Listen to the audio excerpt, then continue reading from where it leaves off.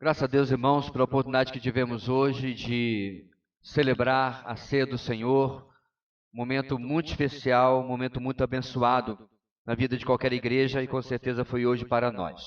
Bem, agora é o nosso momento de nos voltar para a palavra de Deus, abrir o nosso coração e eu queria orar nesse instante novamente, pedindo que o Senhor desse a cada um de nós do seu Espírito, para que nós pudéssemos nos concentrar naquilo que vamos ouvir e aplicar às nossas vidas. Oremos. Deus querido, que a Tua palavra venha sobre nós com poder e autoridade, mudando nossos corações e levando-nos mais perto da Tua vontade e do Teu querer. Obrigado, Deus, pelo privilégio que temos de ouvi-la com liberdade e que hoje nossas mentes e corações sejam tomados pelo Teu Espírito, que Ele venha iluminar-nos para que possamos entender e, em resposta, obedecer, aplicando a Tua palavra às nossas vidas. É o que oramos em nome de Jesus. Amém. Muito bem, queridos, em nossa exposição de Gênesis, onde nós já estamos há 17 meses, hoje nós vamos retomar a mensagem da semana passada, ou a continuação em uma mensagem de 2 domingos, e vamos terminar o capítulo 46 e terminar depois o capítulo 47 nesta mensagem, como eu disse, de 2 domingos. E hoje, irmãos, nós chegamos à mensagem número 62, a 62ª mensagem em Gênesis, e a saga dos patriarcas está chegando ao fim com a história de José, o último arco do livro de Gênesis. E em todos esses meses, irmãos, nós seguimos confirmando este tema geral de Gênesis, que eu creio que já está decorado por mim e por você. Vamos lá, irmãos? Tá? Apesar da maldade do homem, o soberano Deus gracioso o conduz à promessa da redenção. É o que temos aprendido desde o capítulo 1 e ainda chegaremos nesse tema até o último capítulo. Bem, para nos relembrar, na semana passada encontramos Jacó sendo forçado a ir para o Egito por uma razão prática, ou seja, pela fome, mas principalmente pela razão pessoal, que era reencontrar o seu filho, dado como morto, como perdido, há 22 anos. Mas por trás disso tudo, irmãos, a verdadeira razão era o propósito divino, agindo enquanto os seus seguiam adiante, segundo as direções que o Senhor lhes dava. Ele, o Senhor, começa a trazer a conclusão e também a continuidade às promessas feitas a Israel, a seu pai, Isaque, e a seu avô, Abraão.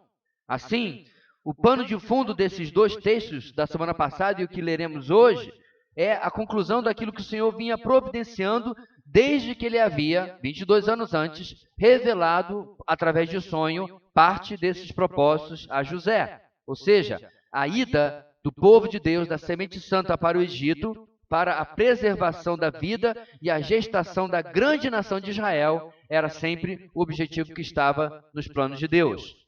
No capítulo 46 até o verso 30, que vimos semana passada, o Senhor confirmou seus propósitos ao seu povo de 3 formas.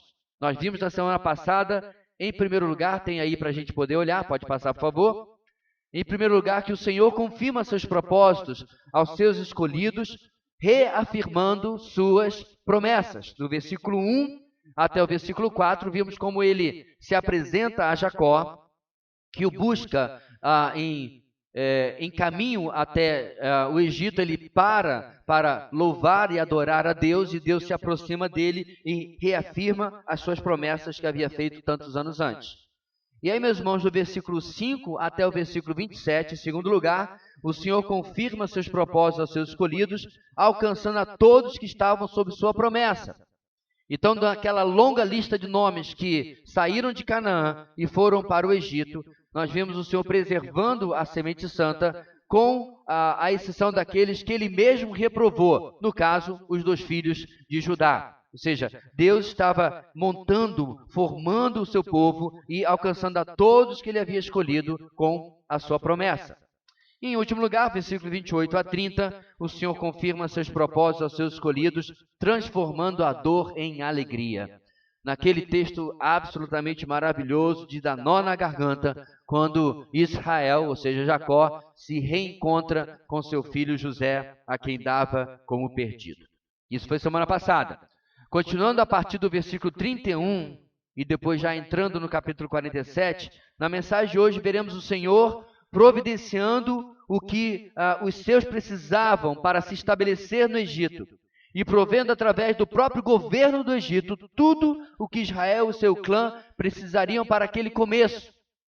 E ainda, meus irmãos, nós veremos como a fé é restaurada para um futuro naquilo que o Senhor já vinha prometendo há tanto tempo. Ou seja, nada como a gente ver Deus agindo para começar a crer de maneira mais firme sobre aquilo que Ele vai fazer no nosso futuro, ok? Então, já deu tempo de você abrir a sua Bíblia, dá uma olhadinha no finalzinho do capítulo 46, onde paramos semana passada, e vamos ler num bonito coral Gênesis 46, 31, até o 47, 31, certo? Então é o texto da semana passada, depois da semana passada e o capítulo 47.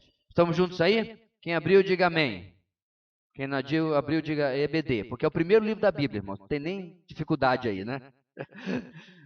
Diz assim a palavra do Senhor, versículo 31.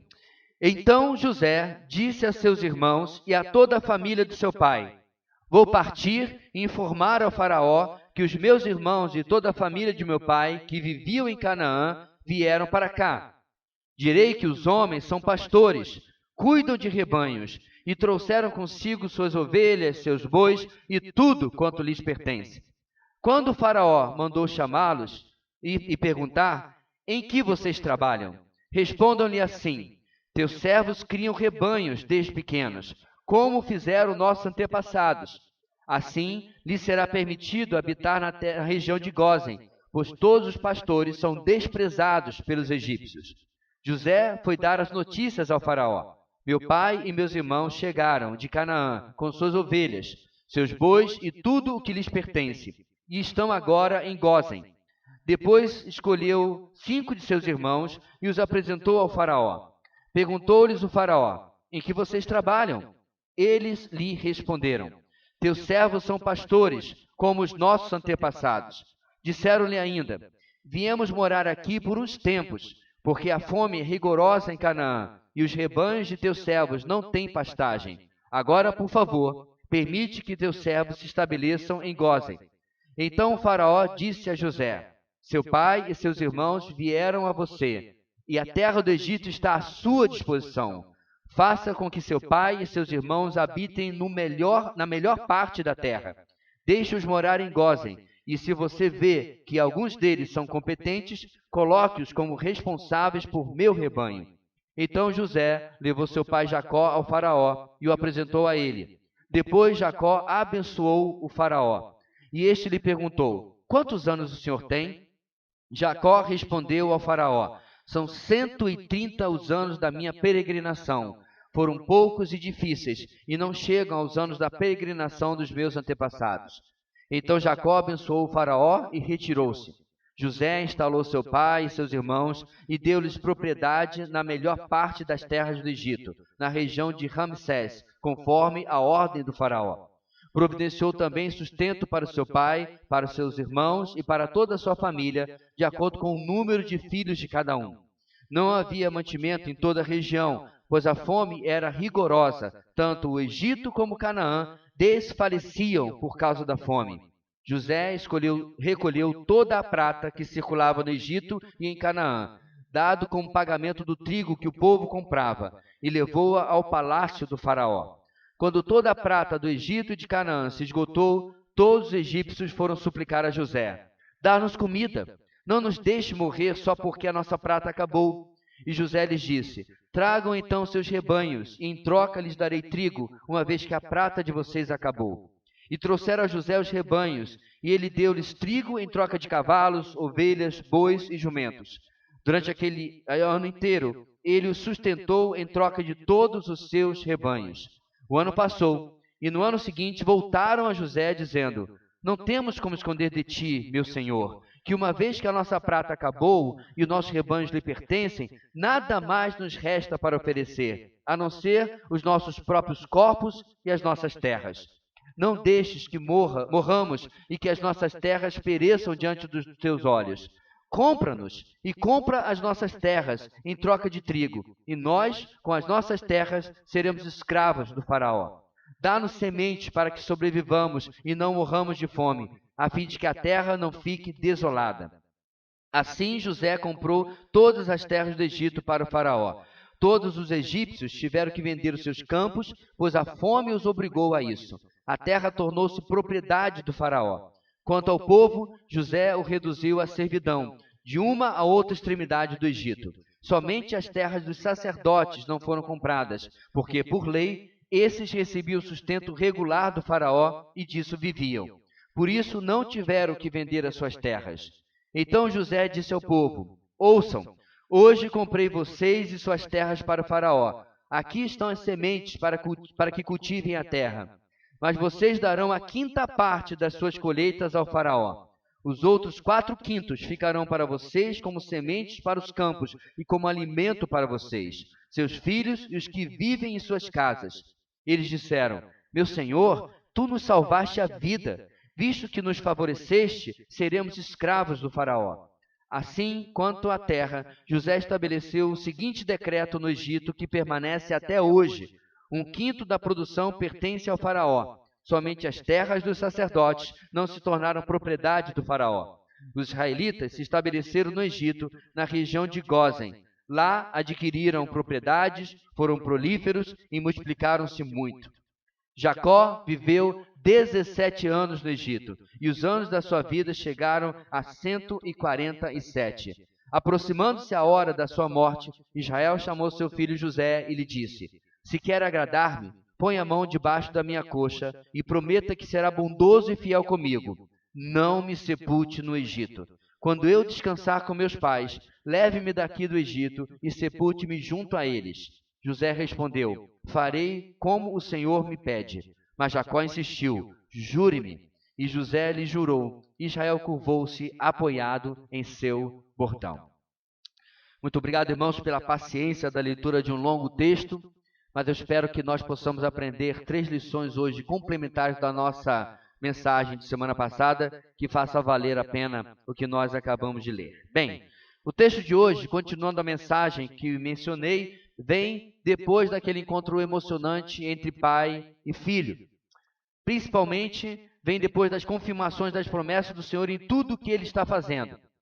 Na sequência, o Senhor tem mais confirmações de como Ele realmente cuida de tudo em sua poderosa e soberana mão para conosco. Continuando, portanto, irmãos, a grande ideia da semana passada é a mesma. O Senhor confirma seus propósitos aos seus escolhidos enquanto eles seguem adiante.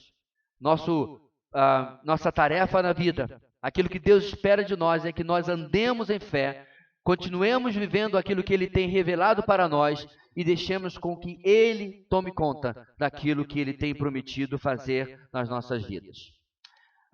Tais confirmações, como mencionei, de Deus no texto de hoje, serão mais de ordem prática, mas também, como também mencionei, de uma confirmação de fé. Inclusive, irmãos, vem também fé de ver o Deus da palavra agindo, confirmando as suas promessas. E é nessa parte, irmãos, que vamos aprender hoje como isso pode e deve ser reproduzido, emulado em nossas vidas. Ou seja, que nós possamos aprender a guardar a palavra de Deus em nossas mentes e corações, sim, mas então comparar com o que o Senhor tem feito em nossa vida e na vida de outros. E nesse processo, irmãos, mais fé e uma fé mais madura será gerado na nossa vida. Porque a fé continua vindo através da palavra do Senhor, como diz Romanos capítulo 10. Mas essa fé, quando confirmada com a palavra sendo vivida, sendo encarnada no nosso meio, ela se torna uma fé mais viva, mais forte, mais madura. Nós vamos começar caminhando, irmãos, como eu disse, no final do capítulo 46, onde lemos o versículo 31, e até o versículo 12 do próximo capítulo, em quarto lugar, para você não perder a conta, né, porque já vimos 3 da semana passada. A palavra de Deus nos ensina o seguinte: o Senhor confirma os seus propósitos, providenciando o necessário a usar a sabedoria dos seus. O Senhor confirma os seus propósitos, providenciando o necessário para mim e para a sua vida, usando a sabedoria dos seus. Vamos ver como isso está no texto. Bem, passados os abraços e a alegria desse reencontro que eu mencionei entre pai e filho, agora é hora de cuidar de coisas práticas. Do verso 31 até o final do capítulo, no verso 34, ainda vemos José preocupado com o assentamento da sua família na terra de Gósen. Ele diz aos seus irmãos que irá comunicar ao faraó a chegada da sua família e aí dá uma instrução, dizendo que ele vai dizer ao faraó que eles eram pastores que cuidam de rebanhos. Literalmente, o texto diz pastores e são homens de rebanho e que haviam trazido todos os seus animais. E aí, na sequência, ele ainda instrui os seus irmãos que não escondam isso, antes que declarem o que faziam na vida quando o faraó os perguntasse. Algo, inclusive, meus irmãos, que eu pesquisei, por que José já estava certo que isso aconteceria? Porque isso era um costume antigo quando alguém chegava diante da realeza. A profissão, a ocupação de uma pessoa, obviamente, particularmente dos homens, estava muito ligada à sua identidade. Por quê, irmãos? Porque pessoas sem habilidade, sem uma ocupação, sem emprego, não eram bem-vindos no reino. Você veio fazer o que aqui? Viver de bolsa?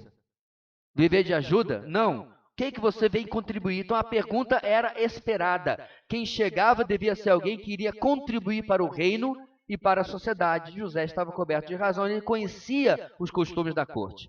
O plano de José, irmãos, nessas instruções, fica ainda mais claro no comentário final que ele dá. Assim lhe será permitido habitar na terra de Gósen, pois todos os pastores são desprezados pelos egípcios.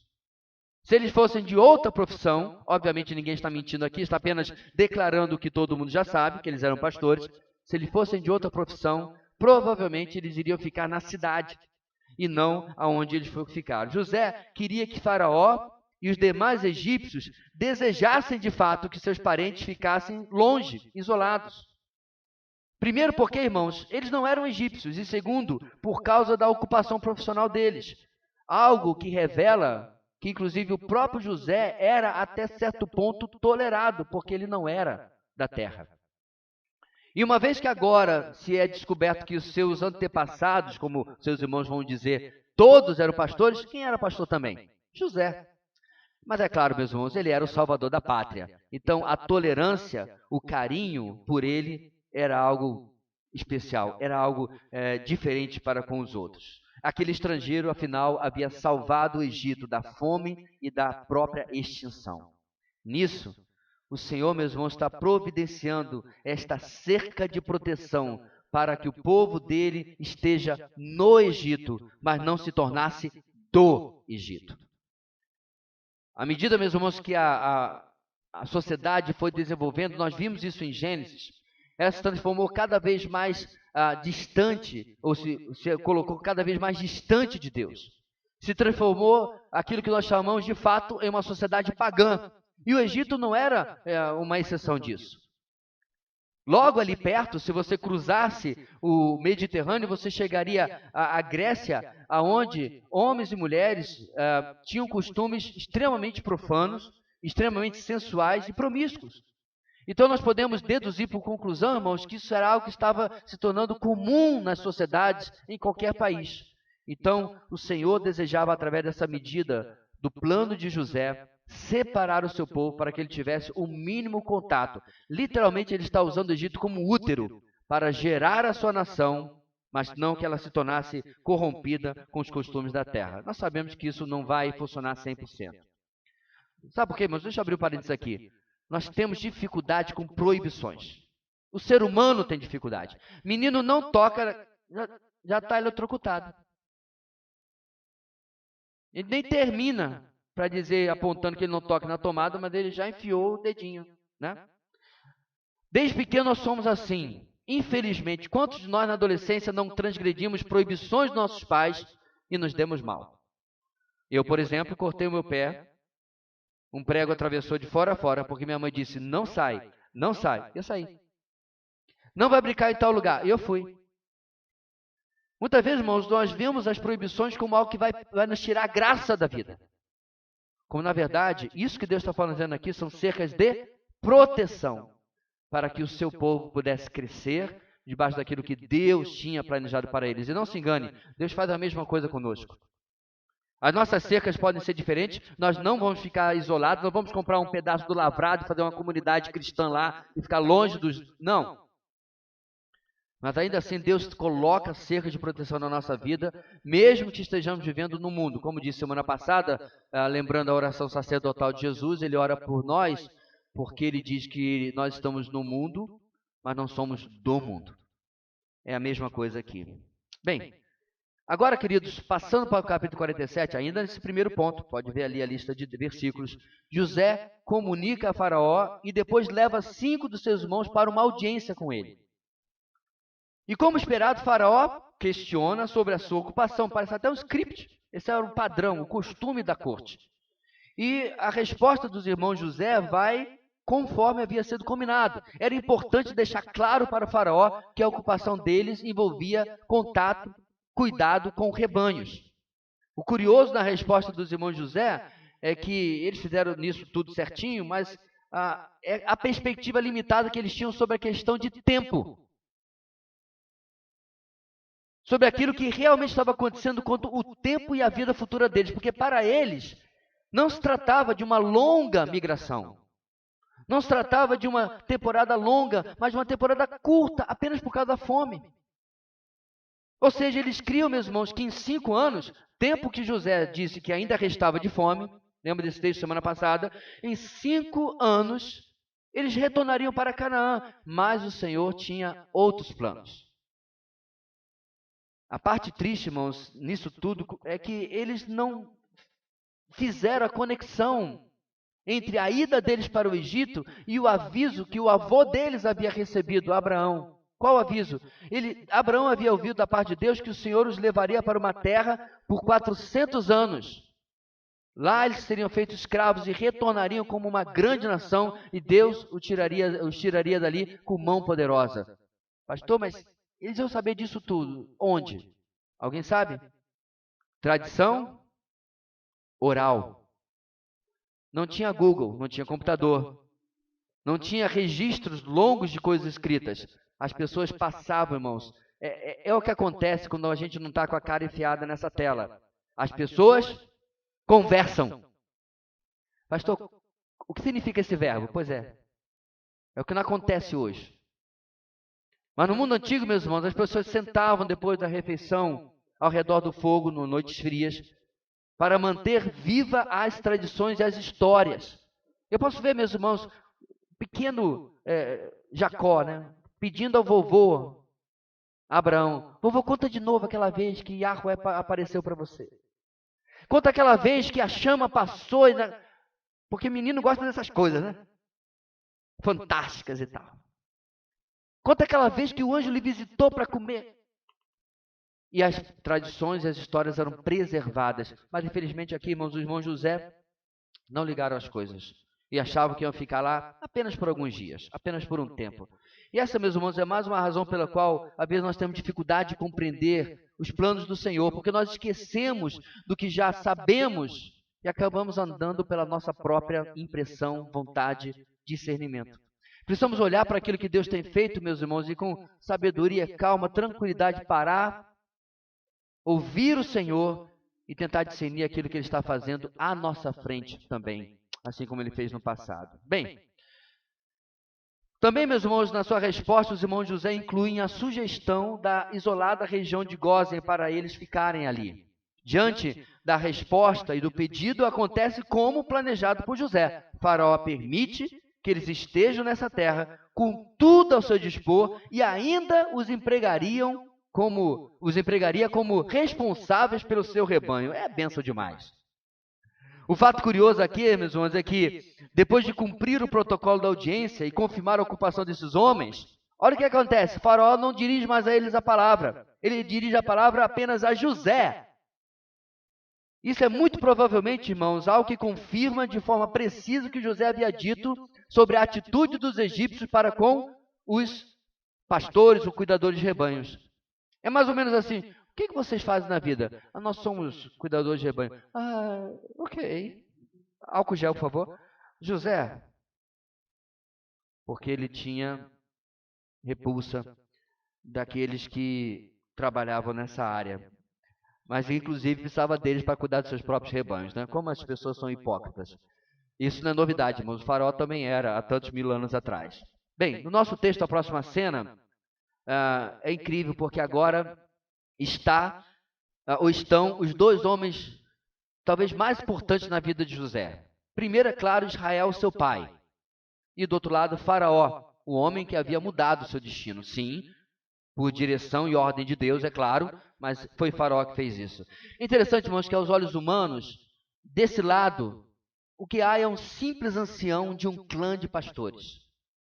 Aos olhos humanos, ali, esse ancião não é nada. A honra que ele tem é por causa do filho dele, que é famoso e poderoso. Quem é esse ancião? É pastorzinho aí, mas é pai de José.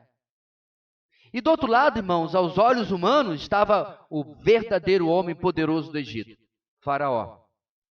Porém, meus irmãos, como diz Hebreus 7:7, eu vou ler para você, a palavra de Deus nos ensina o que estava acontecendo nos bastidores. Hebreus 7:7. Sem dúvida alguma, o inferior é abençoado pelo superior. O que diz o nosso texto? E Israel, Jacó, abençoou Faraó. O que importa, meus irmãos, é como Deus vê esta cena. E ali, quem é verdadeiramente superior é aquele que era o herdeiro das promessas e das alianças eternas de Deus, o seu servo Israel, Jacó. Bem, indagado por Faraó quanto à sua idade, Jacó nos faz pensar, irmãos, assim na questão do tempo. Ele tem 130 anos, significa que ele já tinha 108 anos quando ele recebeu a falsa notícia de que seu filho havia sido morto. E aí, meus irmãos, como é que foi a vida desse homem? As dificuldades com Esaú, os anos com seu tio Labão, os problemas com seus filhos, a perda de José, tudo leva ao que Israel diz a Faraó. Foram poucos e difíceis, e não chega aos anos de peregrinação dos meus antepassados. E é verdade, ele viverá menos do que seu pai Isaque e menos do que seu avô Abraão. Quem sabe, meus irmãos, a vida de Israel foi encurtada exatamente pela dor e pela dificuldade que ele passou nesses últimos anos. É um mistério incrível, meus irmãos, como que Deus decide a duração da vida de alguém em relação ao como é a vida deste alguém. Se ela vive uma vida de perigos, ou se vive uma vida que não cuida da saúde, o fato é, meus irmãos, que a vida dele é uma vida pouca e difícil. Porque, irmãos, nós precisamos compreender como Deus olha para a nossa vida. Porque Ele está olhando a vida de Jacó agora como a vida de um homem vitorioso. Mas ainda assim, quando nós estamos aqui neste plano, nesse nível, no olho do furacão, parece como ele diz aqui, pouca e difícil. Mas o que nos alenta nessa fala de Jacó, nessa fala de Israel, é que mesmo que a nossa vida não seja tão longa, e eu espero sinceramente que a minha não seja, não quero viver 130 anos, Deus me livre e guarde, mas ainda que não tenhamos uma vida tão longa, a nossa vida é muito mais longa do que isso. O que nos espera, meus irmãos, não é apenas poucos e difíceis anos, mas uma eternidade que é o oposto completo disso. De bênção, de vitória e de sermos guardados na presença do nosso Deus. São situações que vamos viver aqui de bênção e de dificuldade, mas que não chegam perto da nossa morada eterna, o destino final da nossa jornada. E aí nosso texto termina com Israel abençoando o faraó novamente e saindo para ser assentado, instalado por José juntamente com seu clã, onde eles seriam sustentados. Irmãos, o Senhor jamais nos abandonará. Mas se nós aprendemos algo nesse trecho hoje, se temos um exemplo, é um exemplo parecido com aquilo que o próprio Senhor Jesus nos alerta em Mateus 10,16. Ele disse aos seus discípulos, eu os estou enviando como ovelhas entre lobos.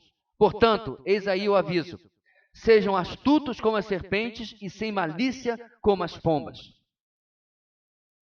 Não devemos, irmãos, ser simples, nem tolos, antes sermos sábios e, desta forma, astutos. Ser astuto não é ser trapaceiro. Ser astuto não é se aproveitar das pessoas. É usar de sabedoria, de inteligência. Não é recorrer a artimanhas pecaminosas, porém usar de inteligência e sabedoria do alto, para que, com a ajuda de Deus, possamos enfrentar as situações na nossa vida. Sabe, às vezes a gente vê, irmãos, irmãos nossos que entram em problemas e dificuldades por terem encarado aquilo de maneira extremamente simples, sem sabedoria. E sabe de onde nós podemos extrair sabedoria também, meus irmãos? Da multidão de conselheiros. Se tem uma coisa, irmãos, que cristão não pode dizer é: eu não tenho a quem perguntar. Você está na dúvida sobre um negócio, sobre uma decisão, sobre uma mudança? Converse com pessoas mais maduras na fé. Não uma nem duas, mas quantas você puder. Quantas você tiver intimidade e puder ter confiança. Mas o fato é, meus irmãos, que nós precisamos ouvir as pessoas.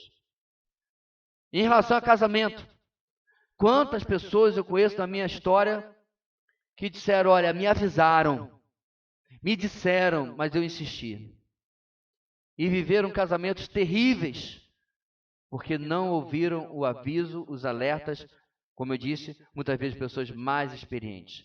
Quantos esses avisos e alertas vêm de preconceito ou qualquer atitude errada? Aí não.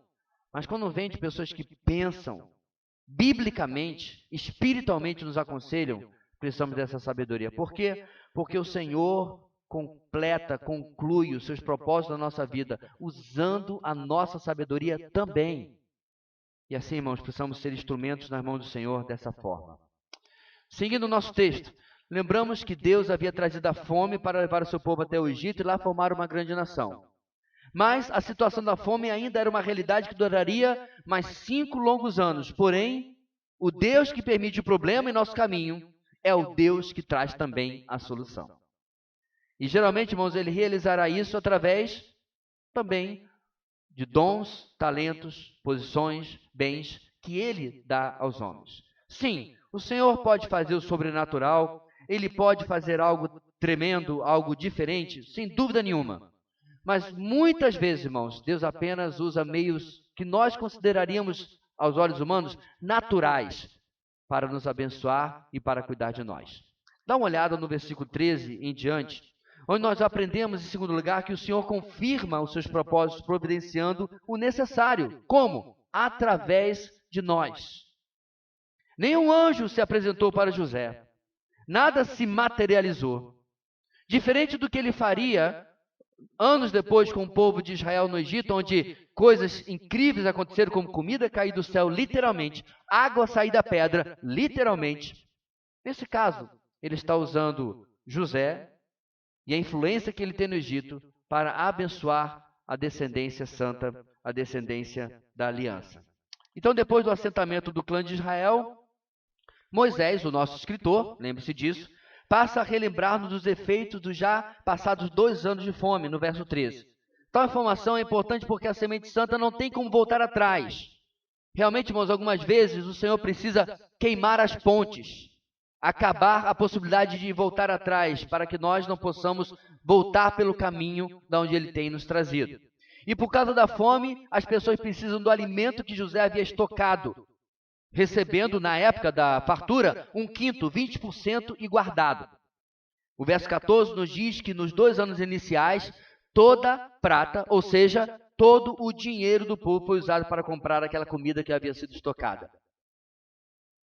Só que o dinheiro acabou, a prata acabou. No verso 15, eles suplicam a José que lhes desse comida. José, então, providencia a permuta dos rebanhos dos egípcios por comida, nos versos 16 e 17. Só que isso, irmãos, também acaba. Então, eles voltam a suplicar a José, oferecendo suas terras e oferecendo a si mesmos. Isso confirma, irmãos, aquilo que nós ensinamos quando já falamos em Atos sobre escravidão, quando falamos em Colossenses sobre escravidão, que no mundo antigo, quando alguém não tinha absolutamente nada, o que ele tinha? A si mesmo.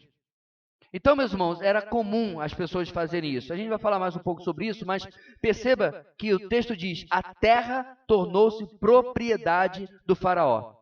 E o povo passou a servir ao faraó, que, aliás, não é Ramsés, como no desenho animado de Steven Spielberg.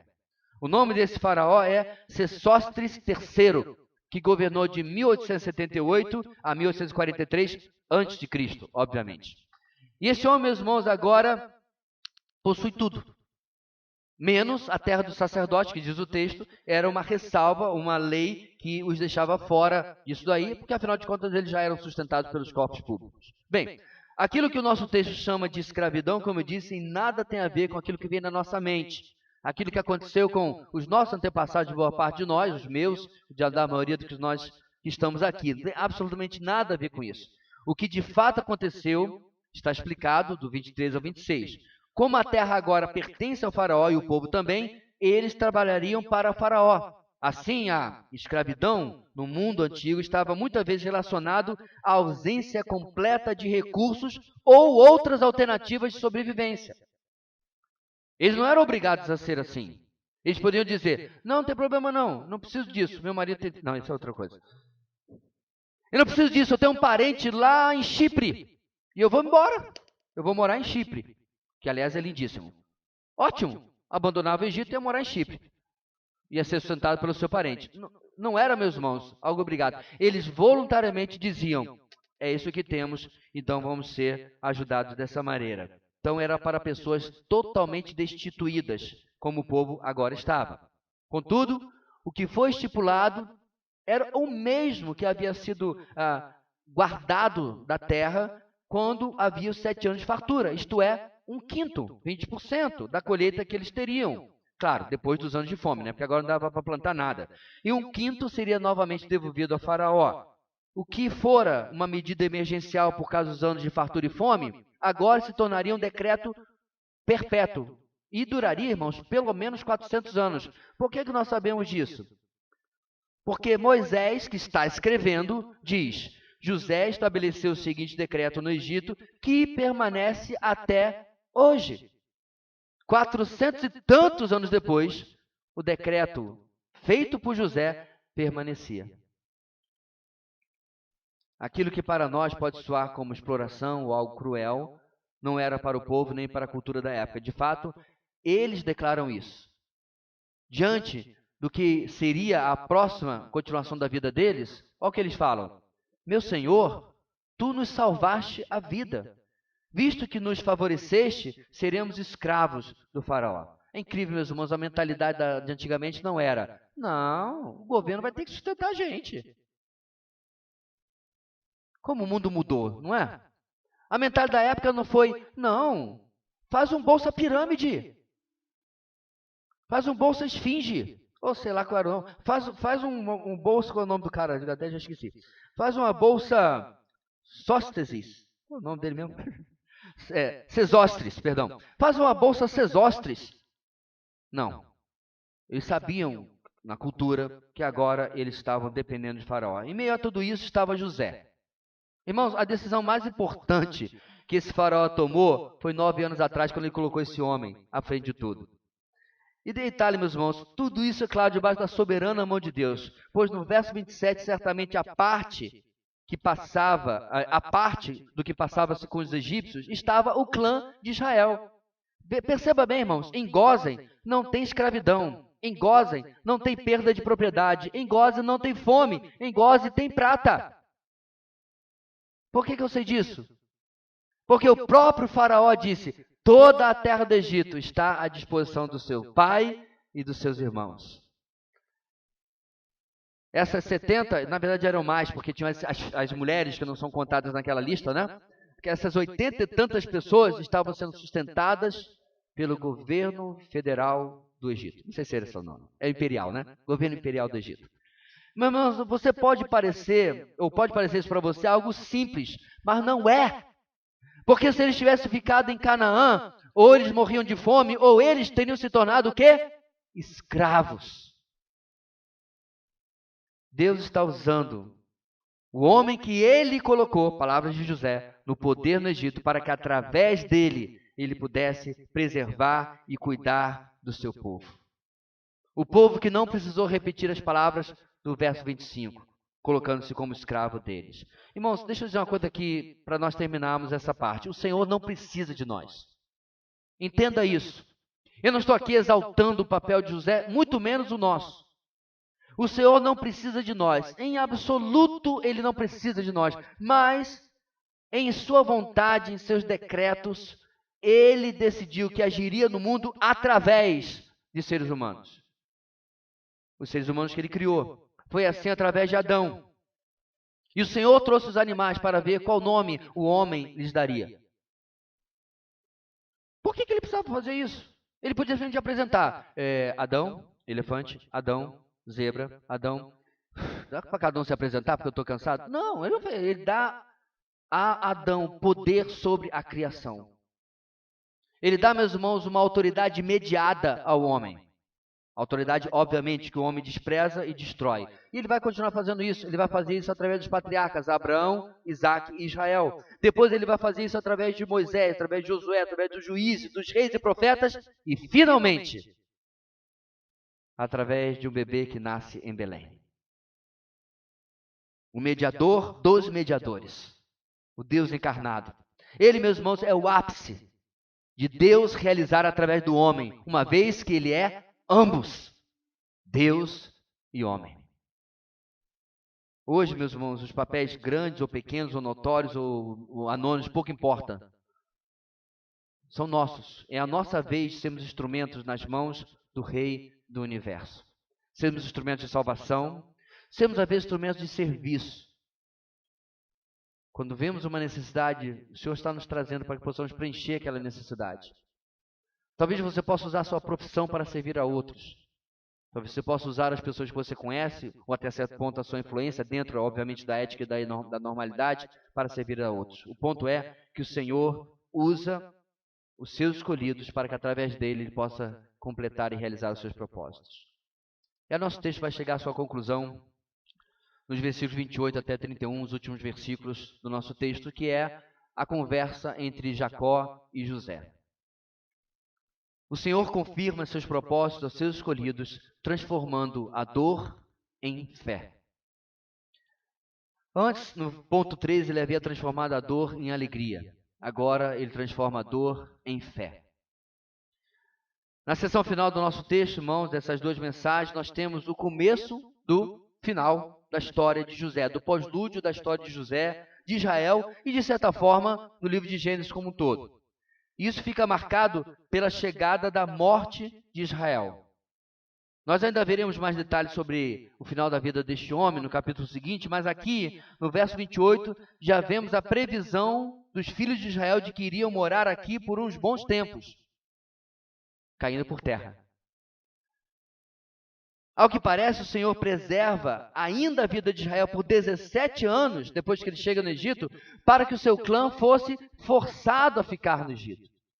Por quê, meus irmãos? Porque José estava governando o Egito. E dificilmente, irmãos, ele sairia de lá porque ele tem, inclusive, uma dívida de gratidão com o faraó. Ao final da vida de Jacó, o faraó que eu mencionei já tinha morrido. Ele vive menos do que Jacó, inclusive.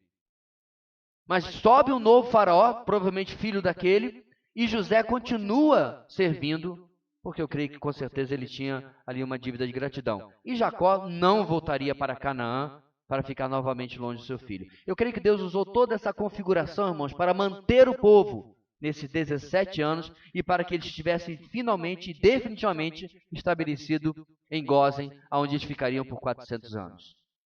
Contudo, irmãos, sabendo claro que não viveria para sempre, e vendo a sua hora chegar, Israel repete o gesto que Abraão havia feito pedindo, na época que o seu servo, isso é Gênesis capítulo 24, colocasse a mão debaixo da sua coxa e fizesse um juramento. Qual era o juramento, irmãos?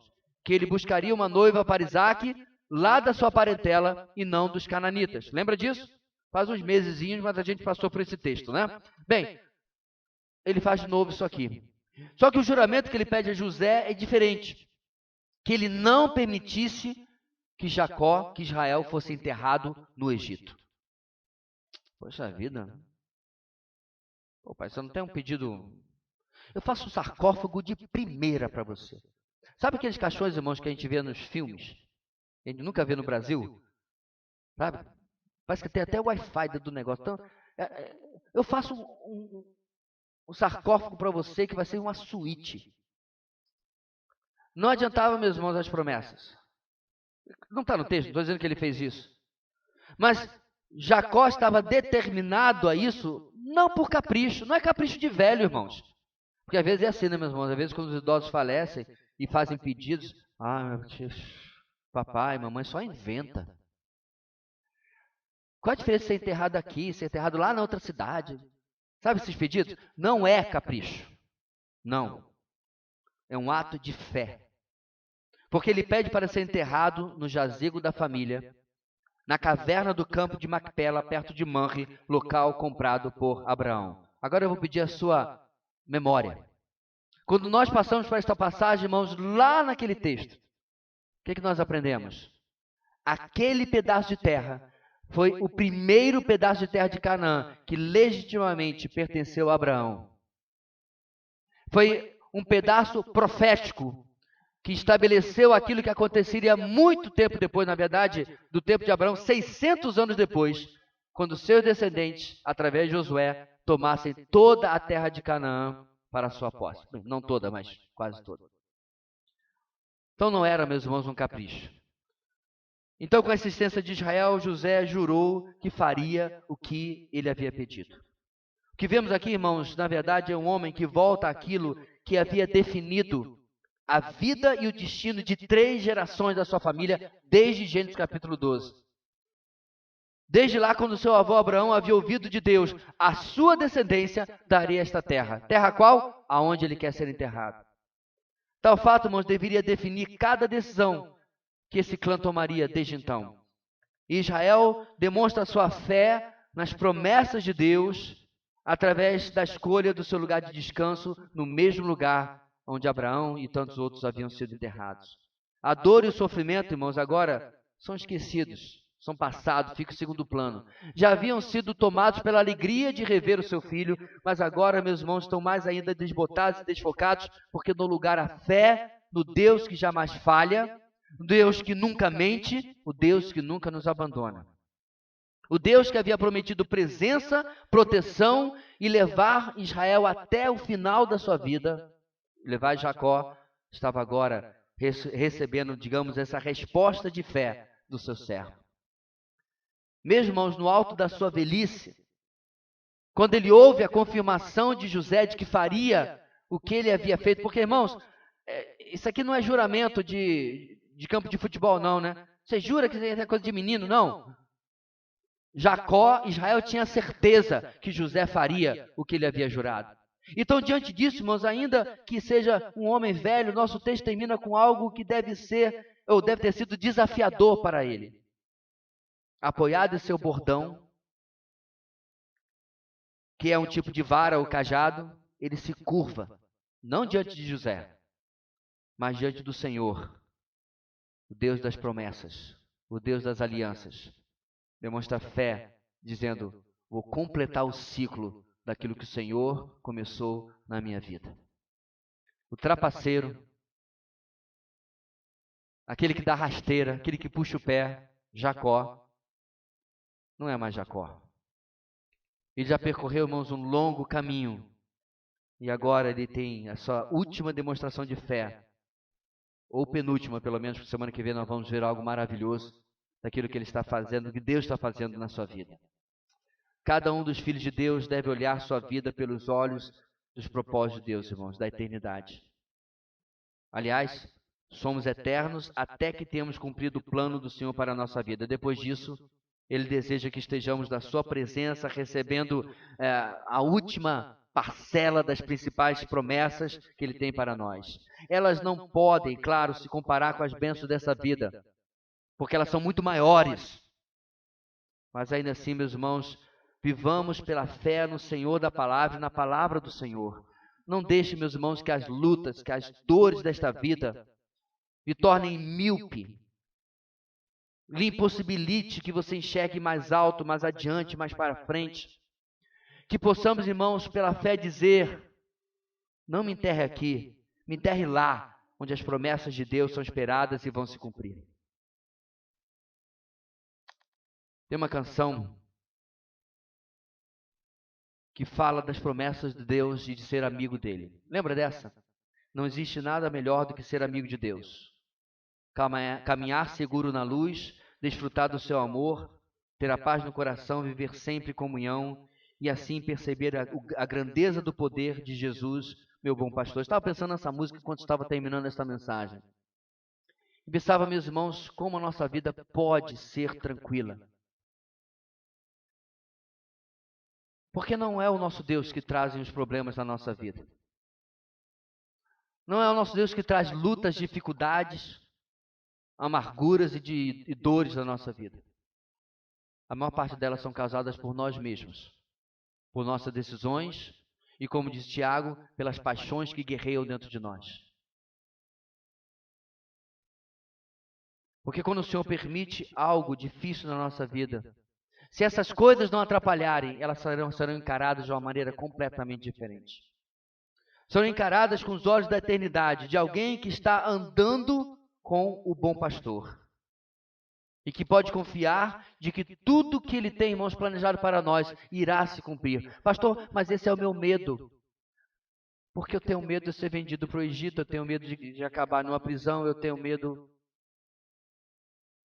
Então eu creio, meus irmãos, que o nosso problema não é com o que Deus pode fazer conosco, mas confiar de que Ele está ainda fazendo o melhor. Como diria Josué, mais de 500 anos depois, despedindo-se do povo de Israel, nenhuma das boas promessas que o Senhor, o seu Deus, lhes fez deixou de cumprir-se. Todas se cumpriram, nenhuma delas falhou. Portanto, meu irmão, creia, responda a sua vida sempre com fé, sabendo que Deus está através da sabedoria, através das pessoas, através da sua resposta de fé, resolvendo absolutamente tudo o que você precisa na sua vida. Tudo. E Ele sempre, sempre vai cuidar de nós. Oremos. Deus querido,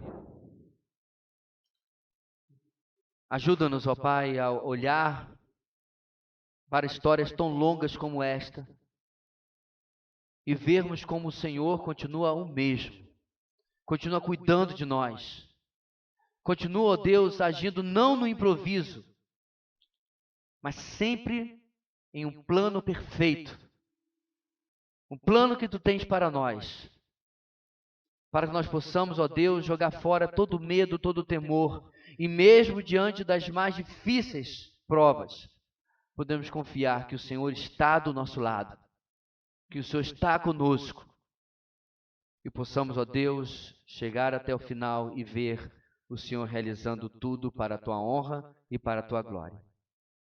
Ajuda-nos, ó Deus, é o que oramos em nome de Jesus. Amém e amém.